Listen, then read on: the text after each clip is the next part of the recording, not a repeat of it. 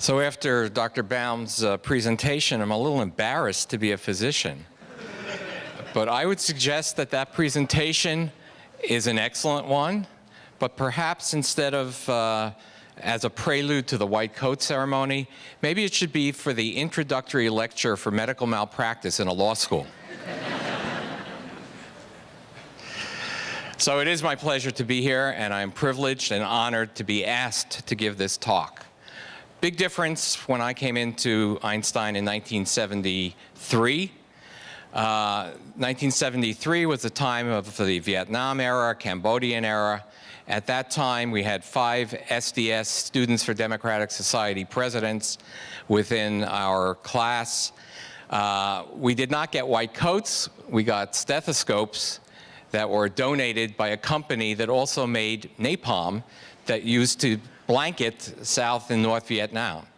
So we had a bonfire, and we all burned our stethoscopes. Presumably, you're not going to do that today. Times have changed. So greetings. You all must be so excited today. Your years of dreaming, studying, strategizing, and ingratiating yourselves to college professors and admissions committees have culminated not only in the grand prize, a medical school acceptance, but more important, a tangible sign that you are ready to interact with patients, the donning of the white coat. Dr. Arnold Gold, who conceived of this ceremony, once said that it is the physician's responsibility not only to take care of patients, but to actually care about patients. And it is this point that I wish to dwell upon today. Permit me to share some of my own experiences in my journey through medicine and how I came to my thoughts on the practice of medicine. It should be obvious that we are all products of our upbringing and consequently products of our parents. So it shouldn't be surprising that my parents, through their life experiences, inspired me to enter the field of medicine. No, they were not physicians or scientists. In fact, they had no education beyond high school. My parents were Holocaust survivors. They were liberated from the flames of Auschwitz in 1945, just days before they were supposed to be shoved into ovens and murdered, just as their parents were murdered and their siblings. They came to America completely penniless and physically and mentally broken. I grew up in my early years dirt poor in the South Bronx. By the time I got to high school, due to the mental recovery and hard work of my parents, we had moved to Pelham Parkway, where I could see Einstein. And finally, by age 15, I no longer had to sleep on the living room couch. But my parents never forgot their humble origins and the ultimate lessons of the Holocaust. They constantly drummed into me that it was the Nazi philosophy of racism, most acutely expressed as anti-Semitism, that destroyed their family and their youth. As Jews, who are a real minority, who comprise only 2% of the US population, they taught me to respect all minorities, all races, religions, and peoples of all faith. They urged me throughout my formative years to put myself in the shoes of people who experience discrimination and act towards them as I would want them to act towards me, a variation of the biblical theme, love thy neighbor as yourself. When it came time for me to pick a career, I chose medicine not only because I was fascinated by the magnificence of biologic science, but equally because it would afford me the opportunity to serve people of all types, young and old, rich and poor, white and of color. I knew that this choice would make my parents feel that all their trials were worth it.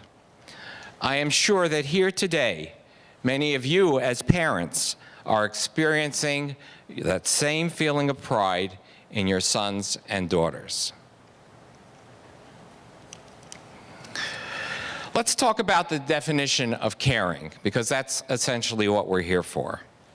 Caring means that our compassion, our conscientiousness, and our ability to communicate with patients is primary. It is remembering that no matter how fascinating a diagnosis is, the patient in front of you is a person first, and not just a learning opportunity. A person, a dad, a mom, a son, a daughter, a husband or wife. A person who is truly worried about the diagnosis that he or she may have. Or a person who may be very anxious about the uncertainty of a lack of diagnosis. And I can assure you, what may be a routine case for you will be a life-changing experience for that patient, and certainly more intensely experienced by the patient than the doctor. So what does this white coat of today's ceremony signify? The white coat is an equalizer. It's an equalizer of medical students. Some of you come from poor backgrounds, some of you are wealthy. You are a rainbow of colors and a variety of religious beliefs and lifestyles. The white coat is the symbol of medicine, and medicine is the great meritocracy. Here, in this hall, and in the hospital, and in your offices, you're all the same, subject to the same scrutinizing of performance, which I hope will be excellent, and you'll be the beneficiaries of all the same rewards. The person in the white coat is a provider of knowledge and empathy. As physicians, you will have more experience in human suffering than any layperson. Your patients and their families will look to you for guidance in their darkest and most confused hour. When you are asked by a patient, "What are my chances?" don't reply with statistics like a textbook. Statistics refer to patient populations, and you are treating individuals. The patient is coming to you for your advice, and it is your job to put their disease in the perspective of their particular life. In order to become truly great physicians, there is one trait that you must remove from yourself in medical school and beyond. It is the trait of arrogance. Arrogance prevents learning from mistakes. It diminishes team morale and distances you from patients and colleagues. Your white coat is supposed to be a symbol of strength, knowledge, and humility. Fill it gracefully. And what is the opposite of arrogance? The opposite of arrogance is humility. And humility is the ability to show gratitude to the people that have helped you. And to the parents here, you already received applause from your sons and daughters, and I'm sure they are grateful. But throughout life, you as physicians will have other people to be grateful for, and please show it. You will have colleagues, you will have mentors. And most importantly, most of you will have wives and husbands and partners. And in order for you to be successful physicians, to actually give all you can, you're going to need the help and support of these wives, lovers, husbands, etc. Last night, my wife and I, Chaya, celebrated our 36th anniversary. So before this august crowd, I want to say thank you for supporting me through all these years.